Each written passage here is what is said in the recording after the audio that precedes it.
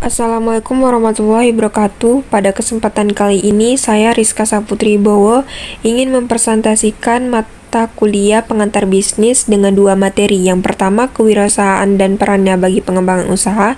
Yang kedua, bisnis abad ke-21. Baik, yang pertama saya akan menjelaskan kewirausahaan dan perannya bagi pengembangan usaha. A. Pengertian kewirausahaan. Kewirausahaan berasal dari kata wira dan usaha. Wira berarti pejuang, pahlawan, manusia unggul, teladan, berbudi luhur, gagah berani, dan berwatak agung. Usaha berarti perbuatan amal, bekerja, berbuat sesuatu. Kewirausahaan adalah orang yang mampu mengolah sumber daya yang ada menjadi suatu produk yang mempunyai nilai atau memecahkan masalah dan kemampuan untuk menciptakan sesuatu baru dan berbeda melalui pemikiran kreatif dan tindakan inovatif demi terciptanya peluang. Kewirausahaan didefinisikan sebagai mengembangkan bisnis baru. Bisnis yang dikembangkan dimiliki oleh perusahaan atau bisa dikembangkan dalam perusahaan tempatnya bekerja. Orang yang melakukan kegiatan kewirausahaan disebut wirausahawan. B. Peran kewirausahaan dalam mengembangkan usaha. Ada beberapa peran kewirausahaan untuk mengembangkan usaha, yaitu 1. Strategi pemasaran. Untuk memasarkan sebuah produk harus menciptakan standar mutu yang spesifik bagi produk-produk usaha seperti dalam hal produk makanan. Yang kedua, standarisasi mutu. Dalam usaha kecil, produksinya boleh dikatakan asal jadi. Maka untuk meningkatkan kualitas dengan menekankan biaya, rata-rata dengan membentuk kelompok kerja di area yang sama. Selain itu, usaha kecil juga membutuhkan kesadaran yang lebih tinggi mengenai mutu sebagai kunci daya saing. Yang ketiga, efektivitas dan efisien. Untuk meningkatkan tercapainya efektivitas dan efisiensi, maka mutu produk usaha akan meningkat sendiri. Efisiensi produksi dan pemasaran adalah upaya pengembangan intinya apa saja yang dilakukan. Jadi tujuannya peran kewirausahaan untuk memahami perannya dalam kewirausahaan dan menggunakan wawancara, observasi, dan dokumentasi. Yang C. Tahap-tahap pengembangan usaha. Yang pertama, memiliki ide usaha. Yang kedua, penyaringan ide atau konsep usaha. Yang ketiga, pengembangan rencana usaha bisnis plan. Keempat, implementasi rencana usaha dan pengendalian usaha. D. Karakteristik yang diperlukan untuk menjadi kewirausahaan yang berhasil dalam usaha. Yang pertama, percaya diri. Yang kedua, kemampuan untuk belajar dari orang lain. Yang ketiga, menguasai negosiasi dan mencoba secara inovatif dan kreatif. Keempat, mempunyai banyak minat. Yang kelima, merencanakan segala sesuatu untuk dibangun. Manfaat kewirausahaan. 1. Dapat menciptakan lapangan kerja baru. Kedua, memiliki kebebasan untuk mencapai tujuan usahanya. Yang ketiga, meningkatkan pembangunan lingkungan masyarakat. Keempat, menunjukkan potensi yang terdapat dalam dirinya. Terakhir, kesimpulan. Kewirausahaan adalah proses kreatif untuk menciptakan sesuatu yang bernilai lebih tinggi dengan mengoptimalkan supaya daya atau upaya seperti mencurahkan waktu, dana, psikologis, dan penerimaan penghargaan atas kepuasan seseorang.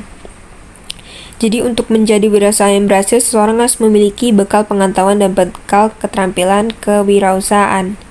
Karakteristik perusahaan terbagi menjadi dua, yaitu kreativitas dan inovasi. Itulah beberapa materi dari kewirausahaan dan perannya bagi pengembangan usaha. Yang kedua yaitu saya menjelaskan bisnis abad ke-21.